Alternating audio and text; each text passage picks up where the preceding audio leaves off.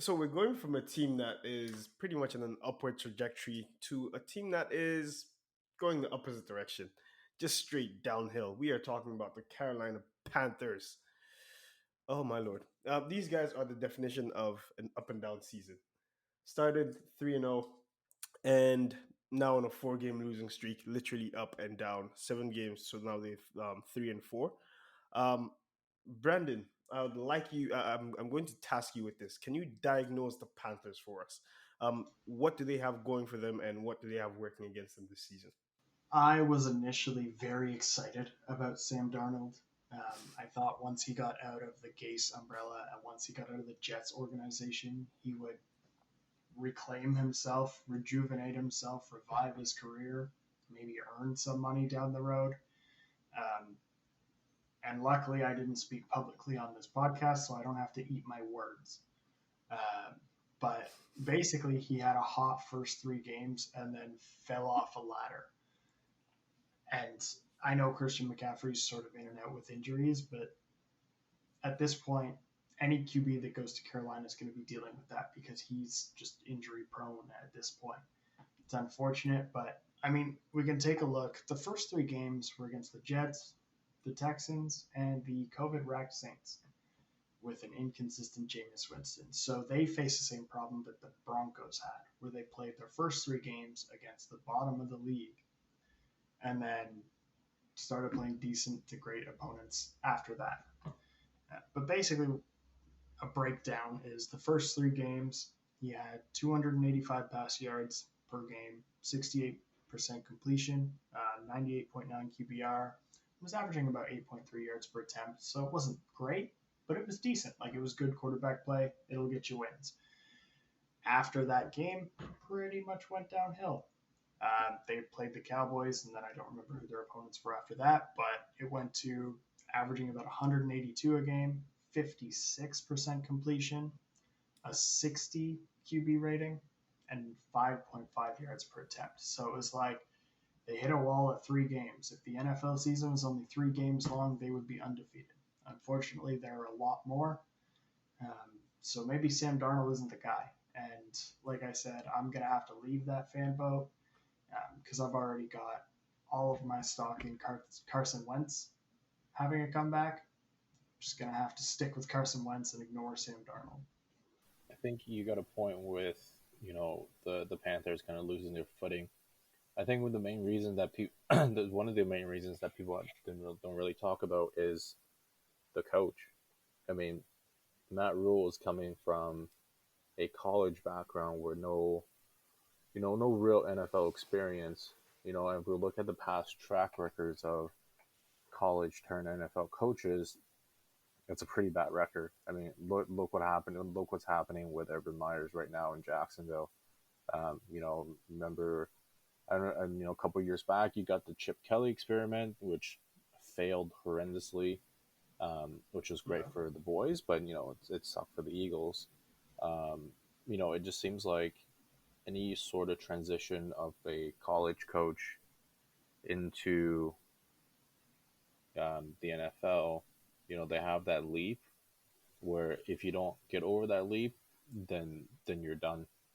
It just seems like all hell broke loose, and you're going to be, the team is not going to work well. I mean, it just seems like Matt Rule is just trying to, implement his system onto Sam, a lot harder and to his way, where instead of doing that, you know, he needs to, play to his strength, if, whether it be, instead of deep throw balls, do a lot of checkdowns.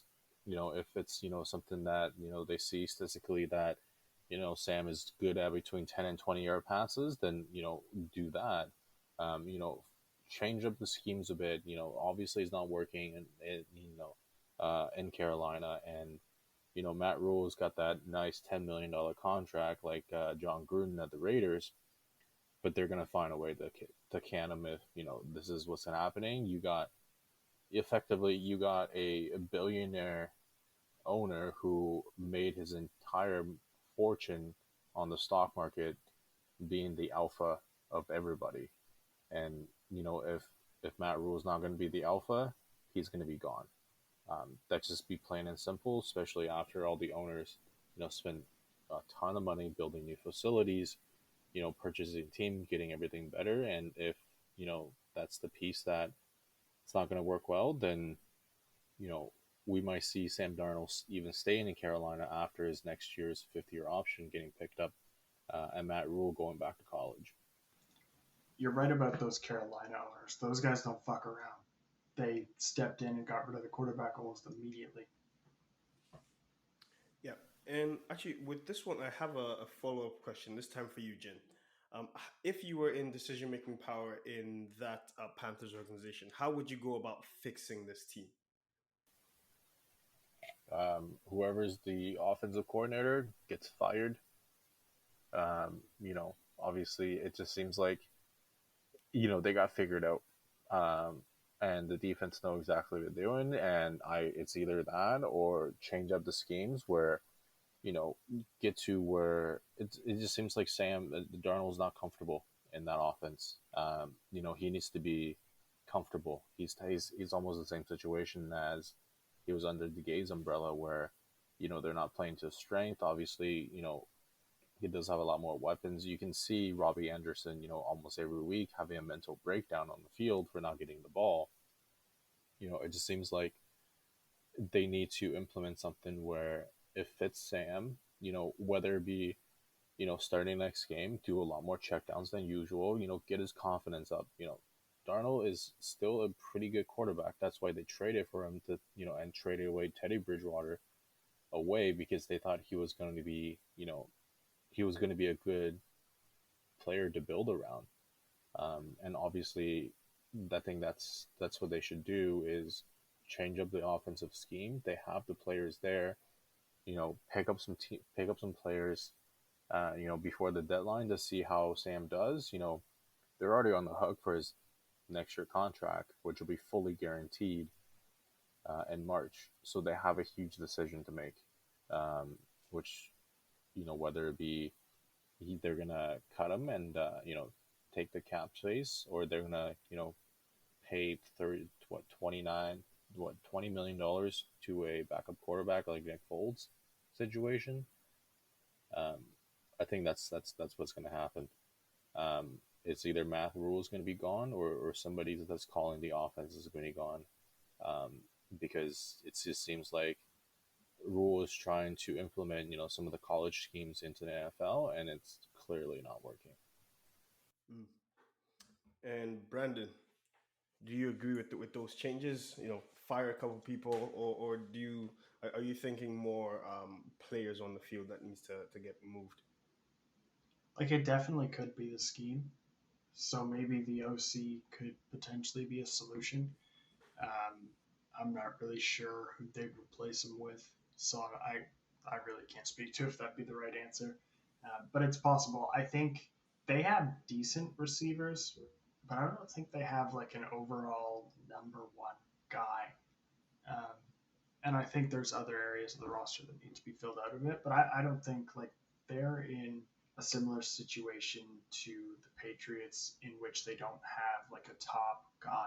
They have a bunch of really good depth players, and it's not to knock the guys there because they're good, but you don't have like a Julio or a Jarvis Landry or a Cooper Cup or like a Mike Evans. Like they don't have that one guy you can go to. Devontae Adams, another example, where if Sam Darnold is in trouble, he can go to that guy. You just have a couple good depth players, but they don't really do the things that a number one guy does, like draw coverage away. And when you have a guy like a Devontae Adams in your roster or a Cooper Cup, defenses are preparing for him so much that you can often get away with passing to all these other ones because they're not facing as much coverage, which sort of frees up the defense and frees up the field a bit. So I think they need to. I think if they brought someone in who's like a true number one receiver who can pull the double coverages, draw the safeties where they need to be, and then maybe some schemes on the offense to change it up, um, that would make a big difference. Okay. Okay, hope the Panthers are taking notes there.